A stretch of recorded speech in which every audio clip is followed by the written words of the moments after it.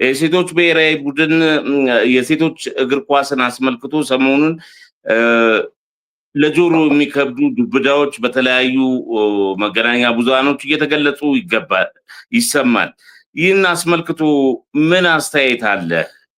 እውነት 80% ሴቶች እንደዚህ ላይ ተሳትፈዋል መባልስ ምን ስሜት ተሰማ?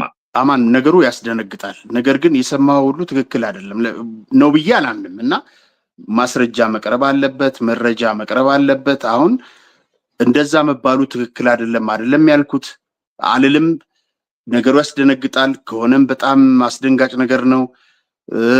አጣሪ ኮሚቴ ገብቶ የሚመለከታቸው አካላት ፉትቦል ፌዴሬሽኑም ገብቶ ይሄንን ጉዳይ አጣርቶ እርምጃ መውሰድ አለበት። ነገሩን በዚህ እንዳይቀጥል በምንድነው በእንጭጩ መሆን አለበት፣ ሳይቀጥል በቅጠል መሆን አለበት እና ይሄ ነገር በጣም አስፈሪ ነው፣ በጣም አስደንጋጭ ነው።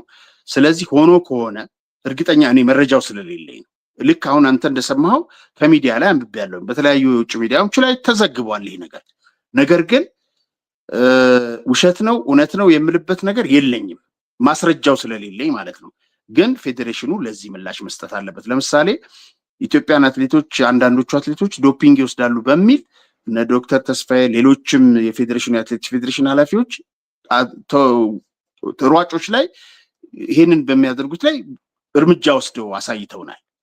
ይሄንንም ፉትቦል ፌዴሬሽኑ በህዝቡ ላይ ያለውን አሁን ይሄ መደናገርና የመደንገጥ ሁኔታ ለማስቀረት ብሔራዊ ቡድኑም ደግሞ አንደኛ ከኛ ካልቸር ከኛ ባህል የማይሄድ ነገር ነው። ኢትዮጵያ እንደዚህ አይነት ነገር የምታስተናግድ ሀገር አይደለችም። በጣም ነውር ነው፣ ጸያፍ ነው በባህላችንም። ሆኖም ከሆነ ማለት ነው ሆኗል ለሚለው ቅድም እንዳልኩ እኔ ማስረጃ የለኝም። ግን ይሄንን ነገር አጣርቶ ልክ እንደ ዶፒንጉ መፍትሄ ሊሰጥ የሚችለው ኢትዮጵያ ፉትቦል ፌዴሬሽን ነው እና ውሳኔ ማስተላለፍ የሚችለው። አመሰግናለሁ ጋዜጠኛ አርአያ ተስፋ ማርያም። የረፍት ቀን